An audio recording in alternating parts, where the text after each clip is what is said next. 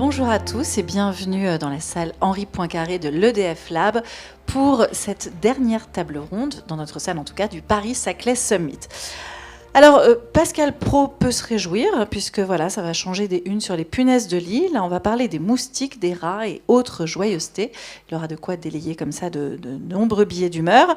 Sans oublier le moustique tigre, ces espèces invasives qui prolifèrent chez nous et qui sont le résultat du réchauffement climatique et de l'explosion des échanges. Alors, elles sont familiarisées avec notre écosystème.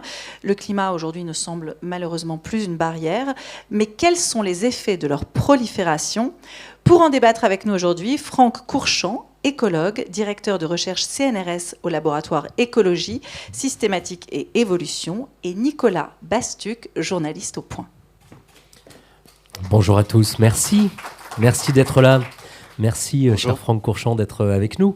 Alors, quel point commun, en effet, y a-t-il entre la grenouille taureau, la fourmi de feu, la crevette tueuse ou les jacinthes d'eau ? Eh bien, elle constitue, je vous cite, une menace majeure, mondiale et largement sous-estimée. C'était les termes d'un rapport de synthèse international dont vous étiez l'un des co-auteurs et qui a révélé il y a quelques mois l'ampleur de la menace que les espèces envahissantes, on dit aussi invasives ou problématiques, font peser sur la biodiversité, l'économie, la sécurité alimentaire et la santé humaine. Alors, de quoi parle-t-on au juste ? Alors, donc les espèces exotiques envahissantes, qu'on appelle espèces invasives, c'est un anglicisme, mais ça va plus vite. Ce sont des espèces qui ont été mises dans un écosystème où elles n'ont pas évolué. Donc par exemple, d'un lac à un autre, d'un continent à un lac d'un autre continent, ou à travers ce qu'on appelle des barrières géographiques, une chaîne montagneuse, une mer, etc., que ces espèces ne franchissent pas normalement. Et donc, ça crée ce qu'on appelle des invasions biologiques. Et les invasions biologiques, la définition, c'est l'introduction accidentelle ou volontaire par les activités humaines d'une espèce dans une aire dans une aire qui est différente de leur aire de distribution naturelle. Et où elle s'implante, où elle s'étend et où elle fait des dégâts. Alors pourquoi fait-elle des dégâts alors que peut-être elle n'en faisait pas dans leur milieu naturel ? Alors, en fait, si vous voulez, il faut imaginer un écosystème comme un réseau d'êtres vivants, d'espèces en interaction, des espèces qui, que ce soit des interactions pacifiques ou un peu plus violentes comme proie-prédateur, mais des espèces qui sont toutes adaptées les unes aux autres et qui vont fonctionner un peu comme une machine bien huilée. On peut imaginer une horloge de grand-mère avec tous les engrenages. Chaque engrenage, c'est une espèce. L'horloge, c'est l'écosystème. Et toutes ces espèces sont liées les unes aux autres, directement ou indirectement. Et si on bouge une espèce, en fait, on va affecter une autre. Et dans ces engrenages, il n'y a pas vraiment de place pour mettre une autre espèce. Et donc si on met une autre espèce, un autre engrenage, il y a de fortes chances pour que ça ne rentre pas. Et c'est souvent le cas. Lorsqu'une espèce est introduite, dans 99% des cas, elle ne va pas s'implanter et s'étendre. Mais dans 1% des cas, elle va réussir. Et là, ça veut dire qu'elle a un peu forcé et puis qu'elle pose des problèmes aux espèces qui sont locales. Elle a en général pas d'ennemis naturels, comme on appelle ça, c'est-à-dire pas de prédateurs, pas de compétiteurs, pas de parasites, pas de maladies. Et donc, elle n'est pas tenue en échec et elle risque d'exploser et de poser des problèmes aux espèces locales qui, elles, ne sont pas adaptées, soit à ce nouveau prédateur, soit à ce nouvel herbivore, soit à ce nouveau compétiteur. Donc l'apport d'une nouvelle pièce dérègle un peu la mécanique C'est exactement ça. de la biodiversité. Alors ces espèces sont à la fois terrestres, aquatiques, ce sont des insectes, des vertébrés, mais aussi des plantes, des champignons et même des micro-organismes. Alors combien recense-t-on d'espèces considérées comme nuisibles ou invasives et peut-on maintenant, à ce stade du débat, en donner une définition précise et courte ? Oui, alors, dans le rapport qui vient de sortir, c'est un rapport de l'IPBES. L'IPBES, c'est un peu comme le GIEC, c'est le GIEC de la biodiversité. Oui. Donc ça marche sur le même système, c'est un rapport qui a duré 4 ans, il y a plus de 1000 pages, et c'est une synthèse de la connaissance scientifique actuelle. Dedans, on a recensé 35 000 espèces exotiques, c'est-à-dire des espèces qui sont introduites en dehors de leur aire de répartition naturelle, et dont à peu près 10%, 3500, qui posent vraiment des problèmes. Ces problèmes sont d'ordre écologique, sanitaire ou économique. Alors, d'ordre écologique, ça veut dire, par exemple... Alors, on va y venir sur l'impact négatif de ces espèces, mais d'abord, est-ce qu'on peut en donner une définition générique et aussi donner quelques exemples? Alors, on les voit défiler là. Une définition générique, c'est une espèce qui a été introduite par les activités humaines en dehors de son aire de répartition naturelle, qui s'établit, qui s'étend et qui cause des dommages. Alors, est-ce qu'il y a un classement des espèces les plus nuisibles sur ces 3500 qui sont considérées comme telles? Il y a une liste. Est-ce qu'il y a un hit parade des espèces les plus, il y a des VIP. les plus problématiques ou des VIP? Il y a une liste qui s'appelle la liste de 100 parmi les pires. Ah, 100 parmi les pires. Ce n'est pas les 100 pires. Oui. C'est une liste qui a été mise en avant par les experts pour essayer de faire un échantillon représentatif un petit peu de à la fois tous les groupes taxonomiques, c'est-à-dire les groupes d'espèces, les plantes, les insectes, les mollusques, les oiseaux, etc. Les types d'impact que ça pouvait avoir, les endroits d'où elles venaient et les endroits où elles posaient des soucis. Donc ce sont 100 qui sont assez marquantes, mais ça ne veut pas dire que les autres sont moins problématiques. Alors, est-ce qu'on peut donner quelques exemples dans votre propre hit parade? On voit des exemples ici. Alors, oui. Je peux parler par exemple de celles sur lesquelles j'ai travaillé. Moi, j'ai travaillé beaucoup sur les fourmis envahissantes. Donc, il y a à peu près une vingtaine de fourmis qui sont vraiment problématiques. Alors, elles ont des noms terrifiants. Oui, alors la fourmi électrique, la fourmi de feu, la fourmi fantôme, la fourmi folle jaune, la fourmi folle noire. Oh là, il y a effectivement pas mal de fourmis qui sont problématiques. Il y a des serpents, le serpent arboricole brun, pardon. Il y a des amphibiens, il y a des écrevisses, il y a des crabes, il y a des poissons. Un des plus célèbres, c'est la perche du Nil, qui a été introduit dans le lac Victoria et qui, vous allez le voir passer un moment, c'est un énorme poisson. Enfin, ça peut devenir énorme et c'est un gros prédateur. Et il faut imaginer dans ce lac, il y avait à peu près 500 espèces de cyclidés. Les cyclidés, souvent on les trouve dans les magasins d'aquariophilie, c'est des poissons un peu plus évolués que les autres, qui plaisent bien aux gens qui ont des aquariums. Et c'est des espèces endémiques dans ce lac. Ça veut dire qu'on les trouvait nulle part ailleurs sur Terre. Endémiques, pardon ? Endémiques dans ce lac. Ah, dans ce lac, oui. C'est-à-dire qu'on les trouvait nulle part ailleurs que dans ce lac sur Terre. Il y avait à peu près 500 espèces et en quelques décennies, en fait, la perche du Nil a éliminé 200 à 300 de ces espèces. Donc, vous pouvez imaginer, si vous étiez sur une île déserte avec un tyrannosaure, vous ne pouvez pas vous échapper parce que c'est fermé, c'est une île, ou un lac, c'est pareil. Et puis, vous n'avez jamais évolué pour venir à bout ou échapper à un prédateur aussi large. Alors la perche du Nil, donnez-nous encore un ou deux exemples, parce qu'on aime ça. On connaît bien les rongeurs. Il y a 3 espèces de rats. Il y a la souris aussi. Plus proche de nous, il y a le chat aussi, qui pose de très gros problèmes, notamment dans les îles. Ouh là là, alors là, Le Point a fait un article là-dessus. Vous n'imaginez pas les tombereaux de réactions indignées des lecteurs que nous avons reçus. J'ai fait ma thèse sur le chat. Oui. Donc je sais on en reparlera. Oui. C'est soit on a des gens qui sont absolument pour et qui seraient prêts à tout pour, et des gens qui sont absolument contre, mais il n'y a absolument aucune neutralité et pas souvent beaucoup de rationalité. C'est clivant. Beaucoup d'émotions. Ouais. Alors les chats sont problématiques partout ? Non, elles sont problématiques dans les îles, dans les îles océaniques, parce que la faune là-bas n'a pas du tout évolué pour échapper à ces prédateurs, et ils ont eux-mêmes aucun moyen de contrôle, donc ils peuvent éliminer des populations entières, voire des espèces entières. Et ils ont été introduits dans énormément d'îles de manière accidentelle au moment des voyages des humains sur le globe. Sur les continents, ils ont aussi un prélèvement qui est gigantesque, en termes d'oiseaux, d'amphibiens, de reptiles, de petits mammifères. On parle de milliards par an qui sont prélevés. Maintenant, on n'a pas encore vraiment réussi à démontrer que ça avait un impact sur les populations locales. Il faut voir que prélèvement et impact, c'est un petit peu différent. Si je prélève 100 individus par an d'une espèce qui est très rare ou très fragile, ça peut avoir un impact énorme. Si je prélève 1 million d'individus par an sur une espèce qui est extrêmement prolifique, comme les tourneaux par exemple, ça peut avoir 0 impact. Donc le prélèvement en lui-même n'est pas assez pour démontrer un impact, et pour l'instant, il n'y a pas eu d'études qui l'ont démontré. Il faut voir, c'est que les chats ne mangent pas que des oiseaux, ils mangent aussi des rongeurs, et les rongeurs mangent des oiseaux. Et donc il peut y avoir un impact positif indirect qui peut, d'une certaine manière, compenser en partie l'impact négatif direct. Alors, première leçon, on peut être joli, mignon et hautement nuisible et invasif. C'est pas un critère. Regarde, de celui-ci est assez mignon d'ailleurs. Je ne sais pas ce que c'est. En fait, oui, moi souvent... Ouais, ça, c'est le vison d'Amérique. Oui. Alors, le vison d'Amérique, il a été introduit en Europe pour la fourrure, dans des fermes à fourrure. Et puis, soit il s'est échappé, soit quand les fermes ont fermé, on les a laissés sortir.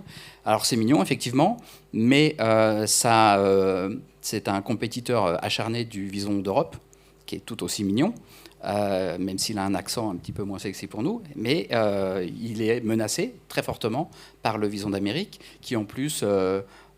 peut poser plein de problèmes pour la faune, les oiseaux, les amphibiens, les reptiles en Europe. Et c'est vraiment un gros problème, ce vison, parce qu'il fait des dégâts écologiques très, très importants.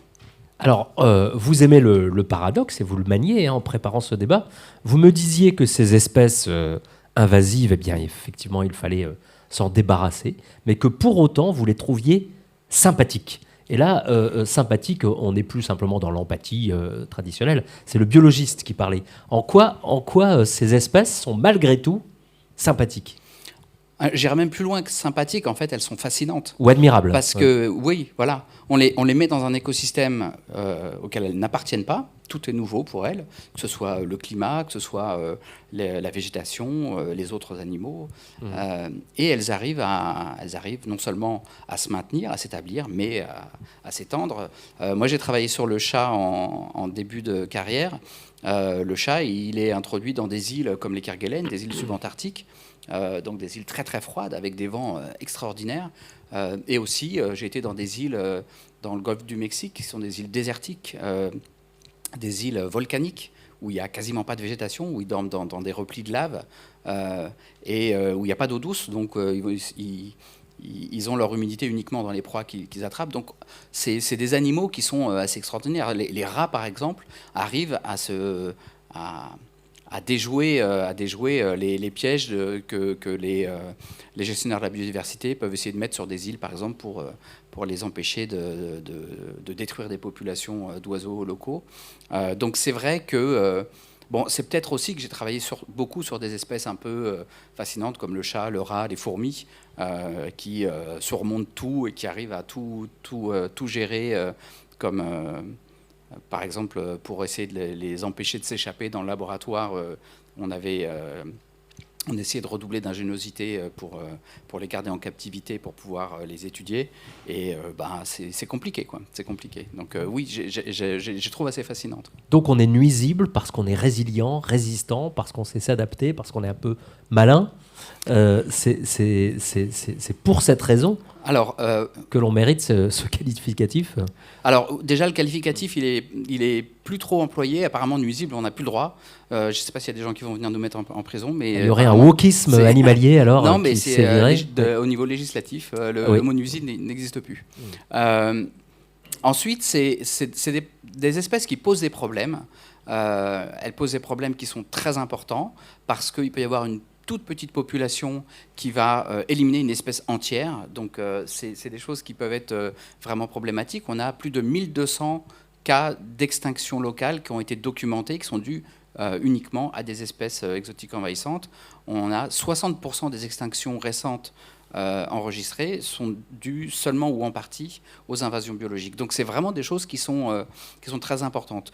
Pour donner juste un exemple d'une espèce qui est mignonne, qui est fascinante, c'est l'écureuil gris qui a été introduit en Grande-Bretagne.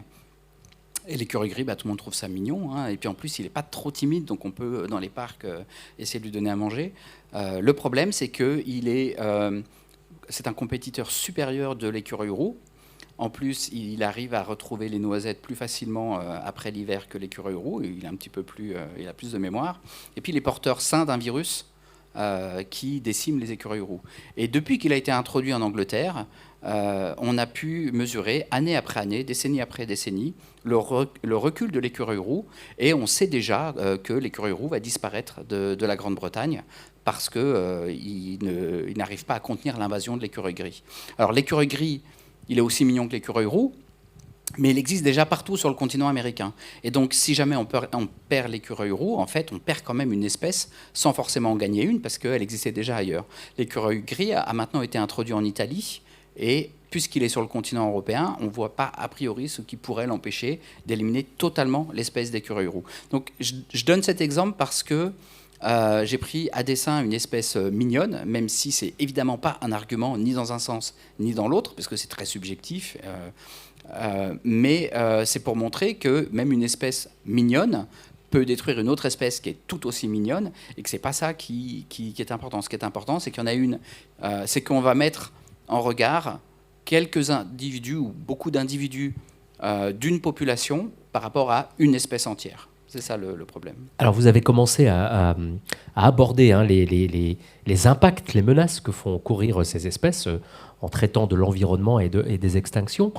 Juste, comment est-ce que vous travaillez comment se fait l'observation? Par exemple, cet écureuil gris, qui l'a introduit? D'où vient-il? Comment?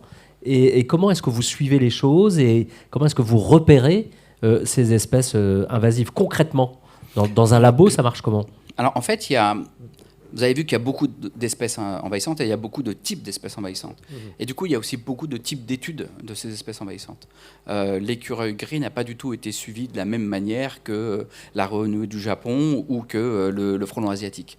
Il y a des espèces qui sont suivies par des chercheurs qui vont essayer de retracer enfin de suivre leur invasion. Et puis il y en a d'autres qui sont suivies par exemple par de la science participative où les gens sur un territoire vont envoyer des informations centralisées pour qu'on puisse suivre année après année. C'est ce qui a été fait par exemple pour le frelon asiatique en France, ce qui fait qu'on a pu vraiment bien suivre du point d'introduction jusqu'à maintenant, en fait, l'invasion totale du territoire français en 10 à 15 ans seulement, à partir d'un seul point d'introduction. Et on sait même génétiquement, donc pour parler comment sont faites les études, génétiquement, on sait que toute la population actuelle qui est en France, dans les pays limitrophes, y compris la Grande-Bretagne, vient il y a 15 ans, une seule femelle fécondée qui est arrivée par un container de poterie de Chine.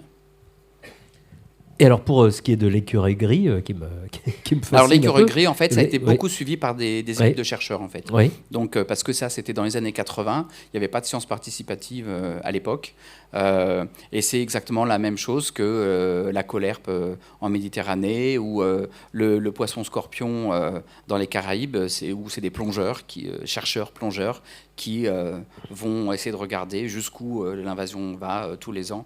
Donc il y a aussi des possibilités de faire ça au niveau satellitaire, d'essayer de voir avec des images satellitaires comment les invasions progressent.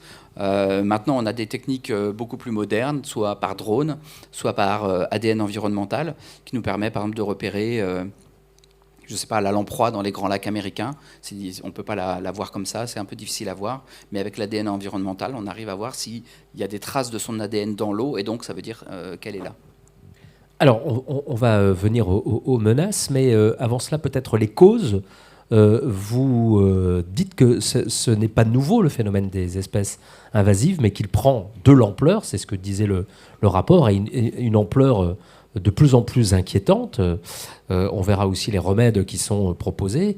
Les causes, c'est à la fois les causes de l'aggravation, hein, sont à la fois les déplacements, la mondialisation, pourrait-on dire, et puis le réchauffement. Oui, il y a vraiment deux choses. D'abord, ces espèces, la définition, c'est introduite par l'homme. Donc, c'est l'augmentation des voyages et des déplacements. Et donc, ça veut dire que ça a commencé quand l'homme a commencé à découvrir un peu le monde, l'exploration. Sur les navires, il y avait des rats. Sur les navires, il y avait parfois des chèvres, des cochons qu'on laissait sur les îles pour si jamais il y a un naufrage ou si jamais on repasse pour restocker. Et puis les rats descendaient aussi. Et puis il y avait souvent des chats. Il y avait souvent des chats parce que il fallait contrôler les rats. Et puis des fois les chats ils restaient aussi à terre. Donc en fait il y a beaucoup de mammifères comme ça qui ont été introduits partout dans le monde assez tôt et surtout sur beaucoup d'îles. Il y a eu aussi les sociétés d'acclimatation. Quand les Européens ont colonisé le monde, il trouvait que c'était pas suffisamment bien d'être dans les autres pays. Il disait, hein, ça me manque un peu d'air du pays, donc je vais remettre des plantes comme j'avais, je vais remettre des oiseaux de là où on était. Et donc il y avait des sociétés qui étaient là pour introduire massivement, répétitivement, des oiseaux, des mammifères, des plantes, etc. Et ça a été les premières vagues d'invasion. Maintenant, avec la mondialisation, on est passé à une échelle qui n'a rien à voir. Pour vous donner un exemple, il y a en France à peu près 70 millions de touristes par an. C'est-à-dire qu'il y a plus de touristes qu'il y a d'habitants en France. Et évidemment, chaque fois qu'il y en a qui arrivent, ils peuvent apporter des graines, des insectes. Et puis, les volumes de transport de marchandises, que ce soit par bateau, que ce soit par avion, sont aussi gigantesques. Et donc, ça, c'est la première étape. On fait beaucoup plus d'introduction. Après, il y avait beaucoup de ce qu'on appelle des barrières climatiques, des hivers rudes qui faisaient que la plupart des espèces, et notamment les espèces à sang froid, ne pouvaient pas être introduites ou en tout cas se tenir suffisamment au nord, par exemple, on va dire au nord de la France. Avec la levée de ces barrières climatiques, il y a de plus en plus de surfaces qui sont on va dire hospitalières, favorables à beaucoup d'espèces, et donc elles ont une aire de plus en plus grande où elles peuvent non seulement s'établir, mais aussi se disperser et se maintenir. Et il y a le réchauffement. Ça, c'est le réchauffement climatique oui. qui fait qu'il y a ces levées barrières. Et on a fait une étude justement sur les 100 parmi les pires pour avoir un échantillon un peu représentatif. Et en fait, on a pu montrer que à 2050, avec un scénario moyen, on avait à peu près 18% d'augmentation de la surface d'invasion potentielle des espèces invasives. Alors, les menaces maintenant, ou l'impact de ces espèces sur l'environnement, vous avez commencé à répondre. C'est un dérèglement et des extinctions. Alors, il y a beaucoup de choses différentes. Oui. Les chiffres qu'on met en avant, c'est effectivement les extinctions. 60% des extinctions récentes, plus de 1200 extinctions locales qui ont été documentées, dont on sait que c'est uniquement dû aux invasions. Parce que souvent, une espèce, quand elle s'éteint, ça peut être dû à plusieurs choses.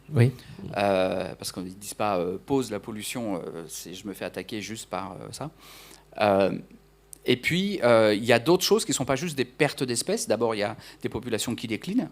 Il y a des populations qui vont être malades, par exemple, ou qui vont se reproduire moins bien, des plantes qui vont moins bien pousser. Il peut y avoir une destruction de l'habitat. Il peut y avoir, par exemple, des berges, les ragondins ou les écrevisses vont détruire les berges des rivières, qui peuvent poser divers problèmes environnementaux. Il peut y avoir un changement des réseaux trophiques, des relations entre les espèces. Il peut y avoir des pertes de ce qu'on appelle les services écosystémiques, c'est-à-dire les services que rend la nature, la pollinisation par exemple, ou la dispersion des graines, ou la fertilisation des sols. Ça, c'est des choses qui peuvent être gênées ou coupées par des espèces exotiques envahissantes. Il peut y avoir un changement de nature chimique du sol, ou de l'eau, de la qualité de l'eau, etc. Donc il peut y avoir des choses qui sont très très différentes. À côté de ça, il y a toute une autre catégorie qui sont les impacts sanitaires. Il peut y avoir des espèces dont le pollen est allergène, et c'est le cas de l'ambroisie en Europe, avec plusieurs millions, je crois que c'est 8 millions de gens qui sont allergiques à ce pollen et dont des allergies très fortes. Il peut y avoir des espèces qui piquent, des fourmis de feu, fourmis électriques. C'est pas pour rien qu'elles ont ce nom. C'est des piqûres qui sont très très fortes, qui durent longtemps.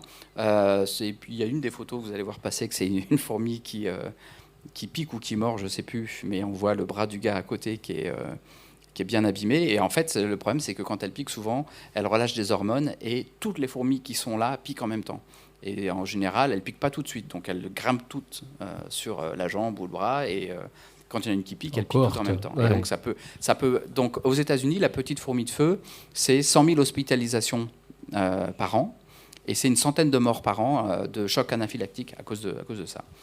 Donc ça, c'est un impact sur la santé. Voilà, et impact sur la santé, il ne faut pas oublier les moustiques, il y a plusieurs espèces, qui peuvent être porteurs de virus létaux, chikungunya, Zika, dengue, malaria, etc., qui peuvent aussi poser beaucoup de maladies et beaucoup de morts. Et dernier compartiment, c'est le compartiment économique.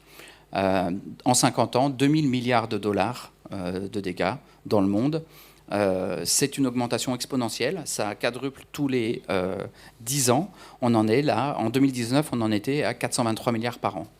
Donc c'est des coûts qui sont gigantesques, qui sont plus importants que les tremblements de terre, du même ordre de grandeur que la plupart des catastrophes naturelles, qui augmentent plus rapidement, mais dont on ne s'occupe pas tellement. Et on pourra revenir justement à ce problème de pourquoi on s'en occupe pas tellement. On s'en occupe pas tellement, en tout cas on ne se prépare pas comme on se prépare pour les tremblements de terre, les inondations, les méga-feux, les tornades, etc. Oui, moi j'avais ce chiffre, 423 milliards par an, hein, l'impact sur l'économie. Hein. Oui. Alors, quelles sont, sur le plan économique encore, les activités impactées? Vous avez commencé à y répondre. Hein. C'est aussi l'agriculture. L'agriculture au sens le large. Tourisme. Ça veut dire, ça peut être l'aquaculture, ça peut être la sylviculture, les forêts, ça peut être l'apiculture, l'horticulture, ça peut être la viticulture, etc. Ça peut être aussi effectivement le tourisme, lorsque on sait que dans des endroits c'est infesté par les fourmis, on n'a pas trop envie d'y aller.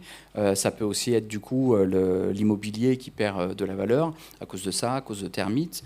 Et ça peut être aussi des dégâts sur les infrastructures. Un exemple qu'on donne souvent parce que c'est un des premiers qui a fait réaliser le problème des espèces envahissantes, c'est la moule zébrée dans les lacs nord-américains qui recouvre tout, mais qui va aussi rentrer dans les tuyaux, dans les canalisations de refroidissement des centrales nucléaires, et qui va les boucher petit à petit en se mettant les unes sur les autres, et qui du coup va empêcher le refroidissement des eaux de la centrale nucléaire, et donc il faut nettoyer, et donc ça a un coût économique qui est assez important. Impact sur l'alimentation aussi. Oui, voilà. Sur l'agriculture, du coup, évidemment, si vous avez des fruits, des tomates, des céréales qui sont ravagées, il peut y avoir 80% de pertes d'une culture à cause d'une sauterelle. Oui, voilà, à cause d'insectes divers, et tout simplement des vers, des asticots dans des fruits, ils sont plus vendables. Ça veut dire que le prix va être en partie à perte de l'agriculteur, mais aussi le consommateur qui va avoir un prix plus élevé du reste. Donc ça explique pourquoi les coûts sont aussi gigantesques, et c'est des coûts qui sont très sous-estimés. Ils sont basés sur, on va dire, à peu près 5% des espèces exotiques envahissantes pour lesquelles il y a assez de données pour estimer des coûts. Donc ça peut être vraiment beaucoup plus que ça. Et se chiffrer en milliers de milliards. Donc, Alors, ces espèces qu'on ne peut plus qualifier de nuisibles, mais de problématiques, soulèvent un problème éthique. Certains militants écolos, irrédentistes, un petit peu d'ailleurs, militent pour que toutes les espèces se valent et toutes méritent d'être protégées. Or, ce n'est pas ce que vous dites. Et pourtant, vous êtes un ami de la nature, j'imagine. À partir de quand une espèce mérite-t-elle d'être éradiquée, supprimée, plutôt que protégée? Sur quels critères? Qui en décide? Ce sont des questions un petit peu compliquées. Mais... C'est des questions super compliquées. Oui. C'est des questions super compliquées. En premier lieu, parce qu'elles sont basées sur des valeurs, et que ces valeurs ne sont pas les mêmes pour tout le monde. Donc, pour moi, en tant que scientifique, je vais mettre en avant une valeur évolutive, une valeur de biodiversité, et je vais dire l'écrevisse de Louisiane qui est arrivée dans le sud de la France. Elle élimine toutes les espèces locales, ces espèces qu'on trouve nulle part ailleurs. Il faut donc éliminer cette population d'écrevisses, ou il faut se dépêcher, il n'y en a pas beaucoup, donc il faut l'éliminer avant que ce soit un problème. Et des gens qui sont défenseurs des droits des animaux vont avoir un système de valeurs qui est différent, pour lequel on ne peut pas comparer quelques individus, même avec une espèce entière. À partir du moment où on élimine un individu, c'est philosophiquement, moralement, éthiquement pas bien. Et donc, il n'y a pas de décision de dire je protège une espèce entière aux dépens de quelques individus, ou même de beaucoup d'individus. Et alors, qui c'est qui décide? En fait, il n'y a pas quelqu'un qui a raison. Évidemment, il y a des gens qui sont aux manettes, mais ça ne veut pas dire qu'il y a quelqu'un qui a raison. Le problème des invasions biologiques, contrairement aux 4 autres causes globales de perte de biodiversité, la pollution, la surexploitation, la perte d'habitat et le changement climatique, c'est que c'est un comportement vivant, un compartiment vivant. C'est que ça implique de la biodiversité. Ça veut dire que c'est pas du tout intuitif de protéger de la biodiversité aux dépens d'une partie de la biodiversité. Voilà. Oui. Et bon, évidemment, les gens qui travaillent sur les invasions biologiques ont tout à fait conscience de ça. On sait que c'est problématique. Et c'est pour ça que les solutions qui sont mises en avant sont celles de biosécurité, c'est-à-dire prévenir vaut mieux que guérir. Il faut réagir tout de suite avant que les espèces puissent arriver. Donc ça veut dire qu'il faut surveiller les cargaisons à risque.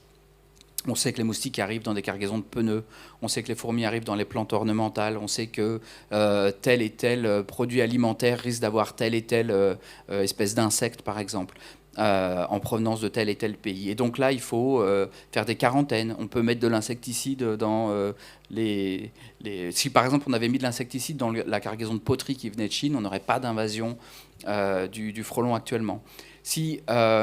Et puis empêcher les graines d'arriver d'un endroit à un autre en nettoyant le matériel de pêche des bateaux, les coques qui sont les coquillages qui sont sous les coques des bateaux, etc. Donc tout ça, c'est ce qu'on appelle la biosécurité. On empêche les espèces d'arriver. Et évidemment, pas toutes les espèces, parce que ce que j'ai pas dit et qui est important, les espèces exotiques, c'est pas un problème. C'est les espèces exotiques envahissantes qui sont un problème. Alors évidemment, on ne sait pas toujours si elles vont devenir envahissantes, mais on a quand même un sacré paquet dont on sait qu'elles sont problématiques ailleurs. Mais les espèces exotiques, c'est par exemple le maïs, la tomate, la pomme de terre, le riz en France, et on est bien content que ce soit là. Donc j'insiste sur le fait que c'est une petite partie des espèces exotiques sur lesquelles il faut absolument faire en sorte, premièrement, qu'elles n'arrivent pas. Deuxièmement, lorsqu'elles sont arrivées, essayer de les éradiquer le plus rapidement possible, tant qu'il n'y en a presque pas. Je vous ai parlé du frelon asiatique plusieurs fois.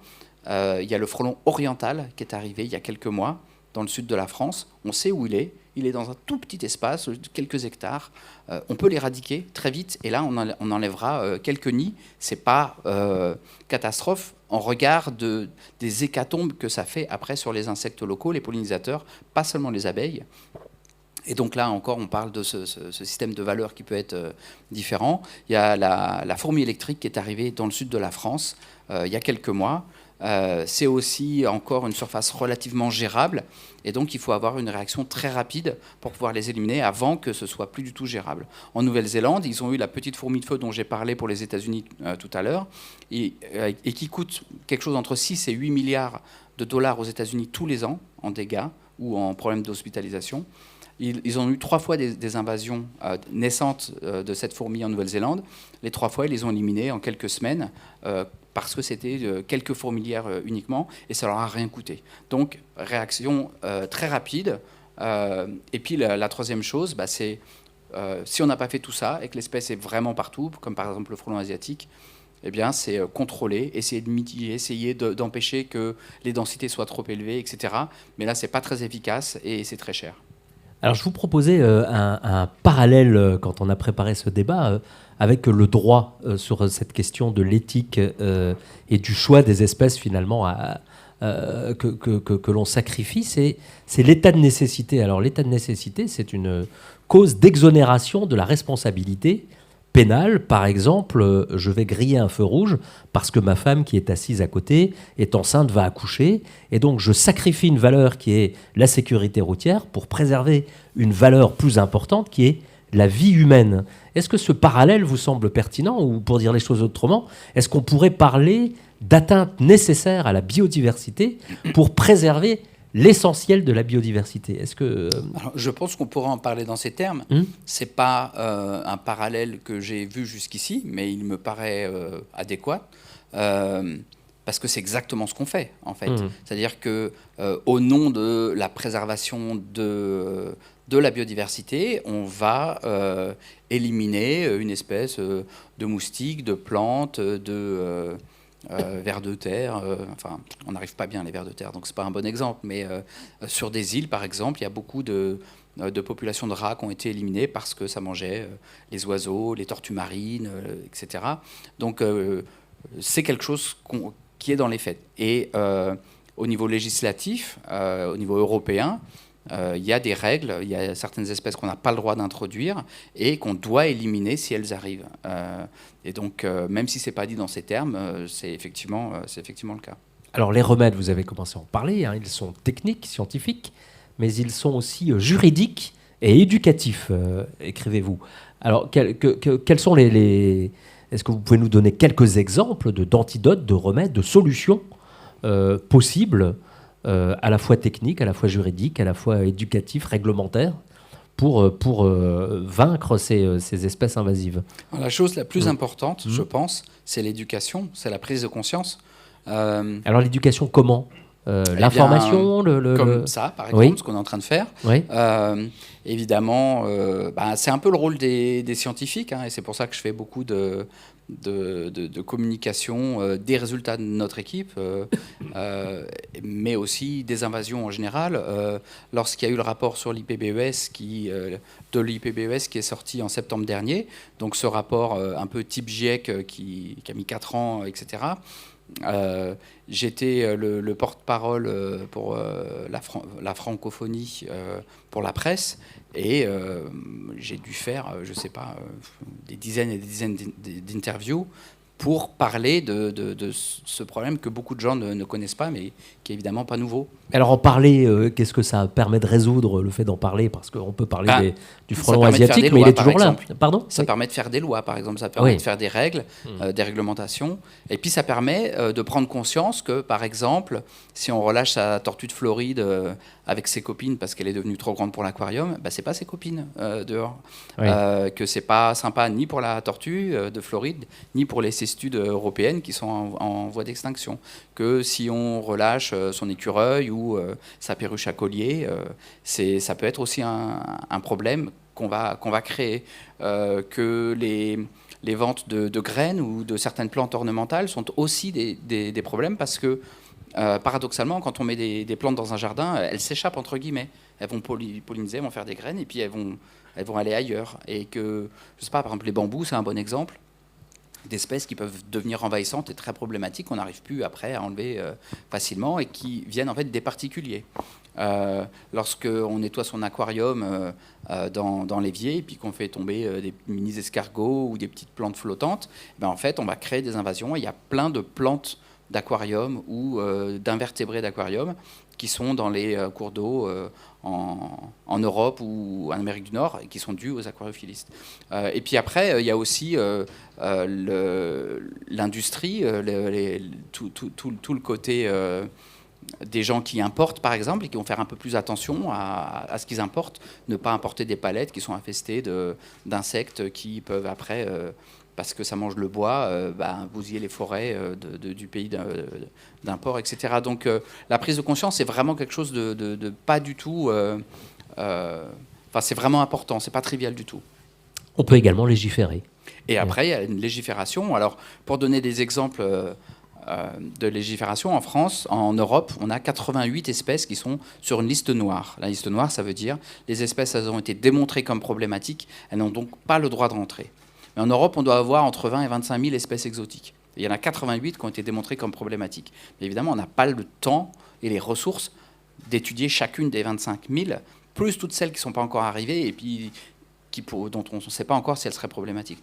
En Nouvelle-Zélande, qui est une île qui a évolué en isolement par rapport au reste de la Terre, et où ils sont beaucoup plus sensibles aux invasions biologiques. Par exemple, il n'y a pas de mammifères en Nouvelle-Zélande, à part des chauves-souris. La législation est beaucoup plus forte, les gens sont beaucoup plus au courant, la prise de conscience dont je parlais tout à l'heure est beaucoup plus importante dans ce pays, et ils n'ont pas de liste noire, ils ont des listes blanches. Les listes blanches, c'est aucune espèce ne peut rentrer, sauf celles qui ont été démontrées comme n'étant pas problématiques, c'est-à-dire les espèces de la liste blanche. Et là, ça veut dire que ce qu'on appelle le fardeau de la preuve, la démonstration de est-ce qu'il y a un problème ou pas, il n'est plus à faire sur toutes les espèces par les scientifiques, ce qui est impossible, il est à faire par les industriels sur les quelques espèces qui peuvent être problématiques dans leur cargaison, par exemple. Et là, c'est beaucoup plus gérable. Alors, on a compris que, et ce sera ma dernière question, vous êtes un adepte de la prévention plutôt que du curatif. Imaginons que votre rapport reste lettre morte, que personne n'en tienne compte, et puis qu'on n'accélère pas les actions pour lutter contre ce phénomène. Qu'est-ce qui nous attend? Qu'est-ce qui va se passer si on ne bouge pas? Eh bien, en fait, ce qui va se passer, ça va dépendre énormément de là où on habite, parce qu'un des autres problèmes des invasions biologiques, c'est que c'est un problème global, mais avec des choses qui sont localement très différentes. Donc les invasions de chaque région vont être différentes. Ça va être des plantes, la jacinthe d'eau à un certain endroit, ça va être un poisson à un autre, ça va être un papillon dont les chenilles détruisent les cultures à un troisième. Et donc, pour les gens, ça va pas être la même ils vont pas percevoir la même chose. Mais en règle générale, il va y avoir une perte de biodiversité, il va y avoir des problèmes environnementaux autres, structurels, l'habitat qui va être dégradé. Il va y avoir des problèmes de santé avec des espèces qui sont problématiques pour la santé humaine, pour la santé des animaux domestiques ou d'élevage. Et puis, il va y avoir des problèmes économiques qui ne sont pas forcément perçus directement par tout le monde, sauf le gars qui a sa maison qui est bouffé par les termites ou des fourmis exotiques qui posent des problèmes. Mais les prix de l'agriculture, par exemple, vont être plus élevés. C'est des choses qui, oui, évidemment, vont être... Quand on parle de 423 milliards par an avec un chiffre qui quadruple tous les 10 ans, bah, si on ne fait rien, dans 10 ans... Qui est sous-estimé. Qui est très sous-estimé. Et puis, 423, ça date de 2019. Donc, ça veut dire que c'est des coûts qui vont commencer à bien sentir. La première étude qu'on avait faite, les chiffres, c'était 2017. En 2017, on avait 162 milliards. 162 milliards, moi, je ne voyais pas trop ce que ça représentait. Donc ce que j'ai fait, c'est que j'ai essayé de faire des comparaisons. 162 milliards, c'était plus que le PIB de 50 des 54 pays d'Afrique. C'était 20 fois plus que le budget combiné de l'ONU et de l'OMS cette année-là. Donc là, maintenant, on est à 423 milliards tous les ans et on augmente très vite. Donc, qu'est-ce qui va se passer si on ne fait rien? Eh ben, on va payer la facture. Merci, Franck Courchamp. Et la parole est dans la salle, je crois. Oui, on va donner la parole aux questions. Je crois qu'avec ces analogies, on va forcément avoir des questions parce que c'est des chiffres qui peuvent inquiéter. On a une question. Bonjour, merci pour la conférence. Et j'avais une question. Alors, vous dites mieux vaut prévenir que guérir. Ça, je suis tout à fait d'accord. Je ne vais pas aller jusqu'à dire qu'il vaut mieux prédire que prévenir, mais est-ce qu'il y a des travaux qui sont menés sur justement des prédictions d'espèces qui pourraient être considérées comme invasives vis-à-vis d'un écosystème Y Si, il faut aller jusqu'à dire ça, parce que c'est tout à fait juste. Oui, on fait beaucoup de modèles. Moi, j'ai participé à un consortium européen qui s'appelait Alien Scénario et qui faisait des scénarios d'invasion biologique. Donc, qu'est-ce qui va se passer selon différents scénarios, à la fois climatiques, parce que ça joue, mais aussi de développement économique, des transports, etc. Et puis des prises en compte par les gouvernements, la législation, réglementation, etc. Et on peut faire ça au niveau macro, c'est ce qu'on fait un peu dans notre équipe, c'est-à-dire toutes les espèces généralement, pour essayer de voir les grandes tendances. On peut aussi essayer de le faire à l'échelle de, par exemple, un pays ou de certaines espèces. Nous, on l'a fait, par exemple, au niveau des fourmis, on a regardé, avec le changement climatique, donc dans les 20 ans qui viennent, quelles espèces de fourmis qui, pour l'instant, ne peuvent pas être envahissantes en France, vont le devenir, ou quelles espèces pourraient l'être, mais juste n'ont pas encore été introduites, et à quel port et aéroport il faut surveiller quelles espèces. Et donc oui, c'est des choses qui sont faites pour avant de pouvoir prévenir, c'est mieux de prédire effectivement. Merci, c'est une bonne nouvelle. On a une deuxième question aussi dans la salle. Ouais, passe le micro. Bonjour, merci pour la conférence. Alors moi j'avais 2 questions dans une. Première question, est-ce que on parlait de la menace, du scandale de la punaise de lit, est-ce qu'on ne devrait pas plutôt avoir peur du moustique tigre en France à l'approche des Jeux Olympiques? Et deuxième question, comment on va lutter contre le moustique tigre alors qu'on utilise des larvicides et des pesticides et finalement on recrée des problèmes derrière le problème en polluant notre environnement et en notre santé humaine et environnementale? Alors, d'abord, c'est pas ma spécialité du tout. Ensuite, je pense que c'est pas vraiment une bonne façon de voir, mais je pense que c'est votre message, de voir si on a plus peur de A ou de B ou de C. Il faut faire attention à tout. Mais la punaise de lit, c'est une... Merci pour cette question. Hein. C'est une espèce nuisible et invasive Alors, je connais pas bien la punaise de lit. Et moi, je pense... Là, c'est pas le scientifique qui parle, parce que j'ai jamais travaillé là-dessus, que ça vient des États-Unis et que c'est donc pas natif de France. J'en ai entendu parler pendant 20 ans avant que ça arrive, il me semble, mais je ne sais pas trop. Est-ce que c'est problématique? Oui, c'est problématique. C'est plus problématique pour les humains que pour leur environnement, mais bon, c'est pas une raison. Mais oui, je pense que on peut pas vraiment dire que il faut avoir peur plus de l'un que de l'autre. Ensuite, il ne faut pas en avoir peur. Hein, il faut réagir. Il faut faire attention à ça.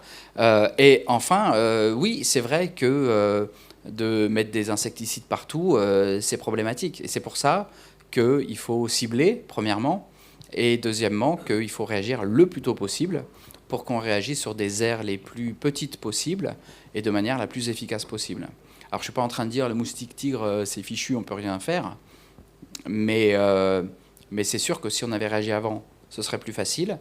Et petit message aux décideurs, il n'est pas trop tard pour le frelon oriental, pas le frelon asiatique, le frelon oriental qui vient des Balkans. Il n'est pas trop tard pour la petite fourmi de feu, pour la fourmi électrique. La fourmi de feu vient d'arriver en Sicile, donc elle vient d'arriver en Europe. Donc tous les scientifiques sont horrifiés parce qu'on sait les dégâts que ça a fait aux États-Unis depuis des années, en Australie depuis des années. On avait trop peur que ça arrive en Europe. Et les modèles qui nous disent que si ça arrive en Europe, ça va aller partout. Et là, ça vient d'arriver. Donc, il faut l'éliminer le plus vite possible. Mais vous dites les décideurs, mais c'est qui les décideurs? Ce sont les pouvoirs publics? C'est le ministre? Oui, le ministre de l'Environnement, les collectivités aussi qui peuvent décider de réagir rapidement. Alors, moi, je ne suis pas spécialiste de droit. Ça, c'est plutôt vous qui allez me le dire. Mais c'est pour ça que je dis les décideurs, pour ne pas me mouiller. Ceux qui décident. Ouais. Vous lancez un message au pouvoir public, je crois que c'est clair. Oui. Bon. Oui, parce que c'est pas les scientifiques qui vont aller éliminer les espèces envahissantes. Hein. Il faut des lois. Alors ça peut être dans les aires protégées, par exemple, ça peut être les gestionnaires des parcs naturels. Oui. Et ils le font. Et ils utilisent beaucoup de leurs ressources pour faire ça. Et puis il y a aussi des collectivités qui le font dans leur ville, dans leur commune, qui essayent d'enlever certaines espèces envahissantes. Donc il y a des choses qui sont faites, c'est sûr. Le problème, c'est que c'est souvent fait quand on s'aperçoit qu'il y a des dégâts, quand on s'aperçoit qu'il y a une invasion, au lieu de le faire très très vite quand une espèce commence juste à arriver, avant que ce soit plus gérable. Et avant aussi de devoir éliminer beaucoup d'individus de cette espèce. Parce que plus on intervient tôt, et moins on va éliminer d'individus. Eh oui. Bon, on va rester sur cette bonne idée. Il faudrait intervenir davantage en amont. Merci beaucoup à tous les deux pour cette conférence. Et bonne nouvelle, si vous n'avez pas eu le temps de poser des questions, on ne doit pas rendre la salle tout de suite. Par contre, on doit arrêter le stream. Donc voilà, s'il y a des questions après, en dehors, ça sera possible. Merci beaucoup et merci à vous d'avoir suivi cette conférence. Merci.